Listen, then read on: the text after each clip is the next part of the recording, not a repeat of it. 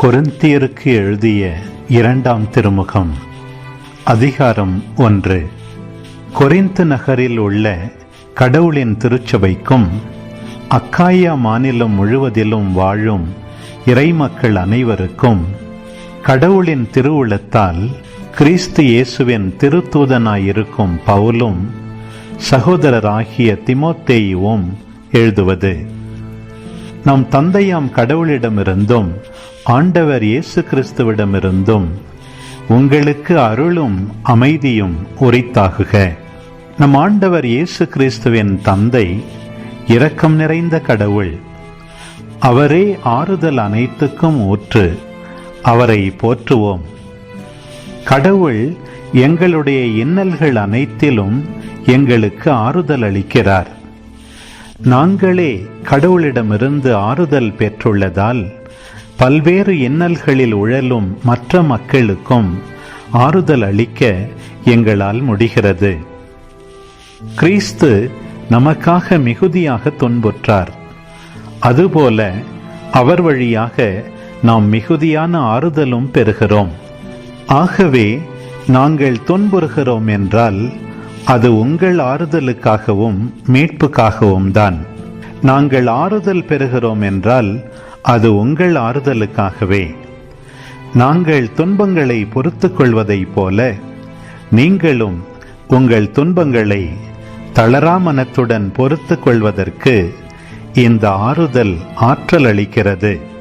நீங்கள் எங்கள் துன்பத்தில் பங்கெடுத்ததைப் போல் எங்களுடைய ஆறுதலிலும் பங்கு பெறுவீர்கள் என்பது எங்களுக்கு தெரியும். நீங்கள் இவ்வாறு செய்வீர்கள் என உறுதியாக எதிர்நோக்கி இருக்கிறோம். சகோதர சகோதரிகளே, ஆசியாவில் எங்களுக்கு நேரிட்ட இன்னல்களை பற்றி நீங்கள் அறிந்திருக்க வேண்டுமென நாங்கள் விரும்புகிறோம். அவை எங்களை அளவுக்கு மிஞ்சி வாட்டின. எங்களால் தாங்க முடியாத சுமையாக மாறின. இனி பிழைப்போம் என்னும் நம்பிக்கையே இல்லாமல் போயிற்று. எங்களுக்கு மரண தண்டனையே விதிக்கப்பட்டது போன்ற உணர்வு ஏற்பட்டது. நாங்கள் எங்களை அல்ல, இறந்தோரை உயிர்த்தெழச் செய்யும் கடவுளையே நம்பியிருக்க வேண்டும் என்பதற்காகவே இவ்வாறு நிகழ்ந்தது. அவரேதான் இத்துணை கொடிய சாவிலிருந்து எங்களை விடுவித்தார். இன்னும் எங்களை விடுவிப்பார். நீங்களும் உங்கள் மன்றாட்டு மூலமாக எங்களுக்கு உதவினால் இனிமேலும் எங்களை விடுவிப்பார் என்று எதிர்பார்க்கிறோம். இவ்வாறு பலர் எங்களுக்காக மன்றாடி இந்த அருளுக்காக எங்கள் சார்பில் கடவுளுக்கு நன்றி செலுத்துவர். மக்களிடையே, குறிப்பாக உங்களிடையே மனித ஞானத்தின்படி நடவாமல் கடவுளின் அருளை சார்ந்து அவர் தரும் நேர்மையோடும் நாணயத்தோடும் நடந்து வந்தோம் என எங்கள் மனச்சான்று உறுதியாக சொல்லுகிறது. இதுவே எங்களுக்கு பெருமை. நாங்கள் உங்களுக்கு எழுதும் திருமுகங்களில் நீங்கள் வாசித்து புரிந்து கொள்ள முடியாதது எதுவும் இல்லை. இப்போது நீங்கள் எங்களை ஓரளவுக்குத்தான் புரிந்து கொண்டிருக்கிறீர்கள். ஆனால் நம் ஆண்டவர் இயேசு கிறிஸ்து வரும் நாளில் நீங்கள் எங்களை முழுமையாக புரிந்து கொள்வீர்கள் என்னும் எதிர்நோக்குடன் இருக்கிறேன். அப்போது நாங்கள் உங்களை குறித்து பெருமை கொள்வது போன்று நீங்களும் எங்களை குறித்து பெருமை கொள்வீர்கள். இந்த உறுதியான நம்பிக்கை இருந்ததால் தான் நான் முதலில் உங்களிடம் வர திட்டமிட்டேன். அப்போது நீங்களும் என்னை இருமுறை சந்திக்கும் பேற்றை பெற்றிருப்பீர்கள்.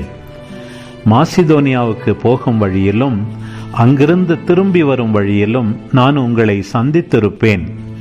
நீங்களும் என்னை யூதேயாவுக்கு வழி அனுப்பி வைத்திருப்பீர்கள்.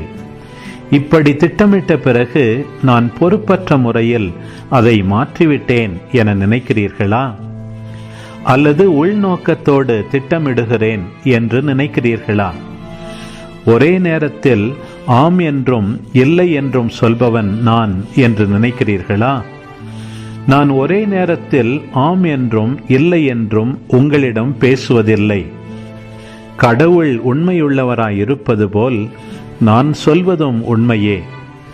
நானும் சில்வானும் தீமோத்தேயுவும் உங்களிடையே இருந்தபோது நாங்கள் அறிவித்த இறைமகன் இயேசு கிறிஸ்து ஒரே நேரத்தில் ஆம் என்றும் இல்லை என்றும் பேசுபவர் அல்ல.